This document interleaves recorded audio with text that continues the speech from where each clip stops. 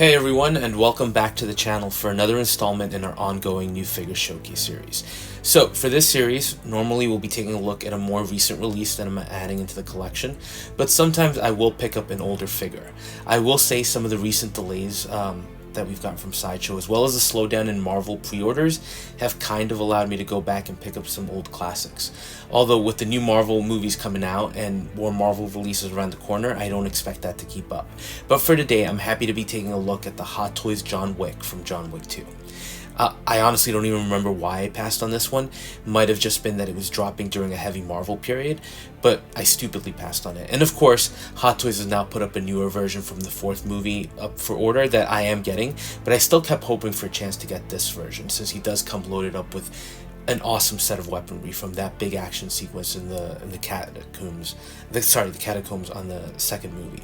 So in case you think I'm just a Marvel collector, I do like movies in general, especially movies like this one, like the John Wick series, that just have kind of an epic feel to them. And the John Wick movies have just been insane and shown extreme action violence, and a ton of credit has to go to Keanu Reeves. As a small aside, if you get a chance, look up his training videos for the film. He put in a ton of effort to make sure that he mastered the gunplay and transitions. It's a pretty big testament to his dedication, and I think that's one of the big reasons why the John Wick series hits so well. Now, John Wick 2 had some great sequences, and one thing I think is funny but makes sense is how he looks more worn down from film to film. And even by the fourth, it feels like he's just gotten significantly slower, which I think is more about how beat down he is in the movie. But in part 2, he's still pretty dialed in, and it has some of the most memorable sequences in this series. So an opportunity came up to get him at a really decent price, and I couldn't pass.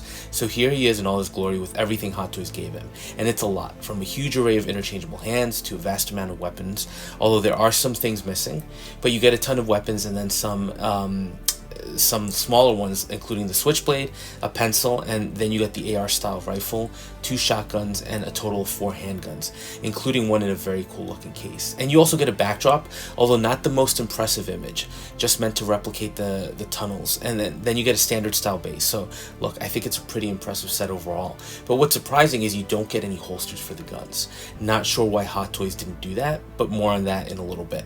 But as is normal, let's take a quick look at the accessories in further detail, and we're going to start with the hands. So just tons here designed to hold onto the various weapons, from the handguns and rifle to the shotgun and the knife. Although the pencil, I'm not sure how I'm going to get him to hold that, but I'm definitely going to try.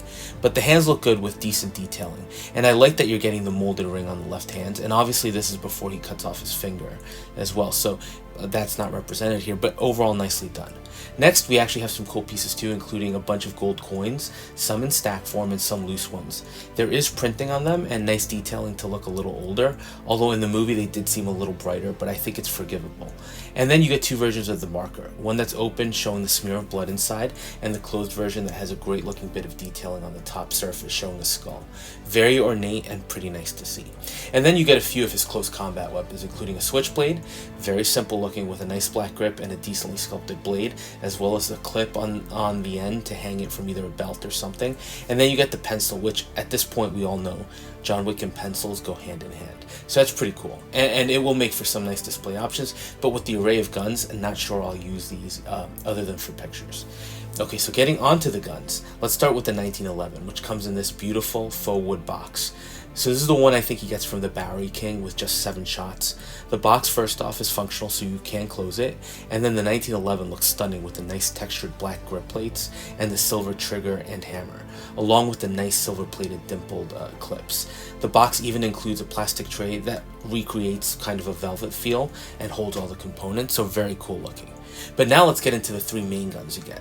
So let's start with the detailing. I've been on Hot Toys' case a little bit about their weapons, especially compared to other companies. Not that they're bad, just that other 6-scale companies, especially military companies, tend to have so much more detail. Granted, Hot Toys focuses on other things, like the sculpts, but I'm happy to see that these are really well done here. So you get 3. You get the HKP30L with the fitted compensator that just visually looks menacing and unique, and the grip is very nicely recreated here. Although in the second movie, John doesn't use this one much after the first sequences. And then you get his 2 main sidearms, which are the Glock 34 and the 26 that serves as his backup. both outfitted with the Terran Tactical Innovations packages, and you can see that reflected on the guns with the stamped logos and nice detailing, as well as the gold accents on the ejection port, as well as on some certain portions of the bodies of the weapons. They also do come with single clips. The Glocks come outfitted with the extended capacity clips, and they look amazing fully assembled, so great work here. Next up, you get the Benelli M4 shotgun, also outfitted with the Terran Tactical modifications. It does include one shell on a side port that is not removable, as well as 2 other spares, although not sure where I could house those, but you do get them. Shotgun itself is just stunning at this scale with the level of detailing, including the top rails, a functional port that again I like because it's in theme with the gold elements, and just the detailed logos and imprinted text on all the components are very cool. Now, you do get a second shotgun, which I don't think he uses in the second movie. This is something that I recall him using in the first one when he's holding Vigo at gunpoint. But look, I'm not going to argue about getting an extra weapon in this scale. Level of detailing continues to be great with the rail-mounted sight and the very aggressive-looking triple barrel. So if you do want to recreate a John Wick 1 look, you have some options here. Now, the most striking weapon for me is the AR-style rifle, which is the Terran Tactical Custom TR1. It looks great with amazing detail work on the body. Still not completely on par with what a military 6-scale company would do, but pretty close. You can pull back on the action, although it isn't spring-loaded, and you do have a dust cover that you can pull down, so you can reveal the gold metal component underneath. Stock is extendable, and you do get 2 magazines, as well as a clip to hold them together, making the rifle look extremely menacing. Even the scope looks great with a nice matte black paint app, and you have a side-mounted sight that we do see John use in the movie. Overall, just an aggressive-looking piece, and it's funny because a lot of the detail is lost during the action sequence in the catacombs, but it's a great piece to see recreated in this scale. Alright, so now let's get into the figure, and I will tell you, at first when this was announced, and even when people were dropping pictures or videos of it in hand, I thought it was a decent sculpt, but it looked a little soft. But in hand, I feel like it's all about the lighting because there is a ton of actual detail on the sculpt. And I do see the likeness to Keanu Reeves. Absolutely, the eyes have that great paint application that Hot Toys is known for. And the hair, I don't mind it. I do wish it had been slicked down a little bit more, but it's okay. And then what I do like is the battle damage look with the cuts and scrapes. As clean looking as the figure is, you can tell he's been through some things. And of course the facial hair is pretty well done.